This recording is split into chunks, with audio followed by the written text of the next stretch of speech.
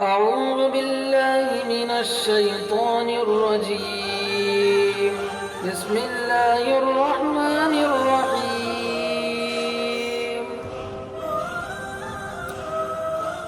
يا أيها الذين آمنوا اتقوا الله ولتنظر نفس ما قدمت لغد واتقوا الله إن الله خبير بما تعملون.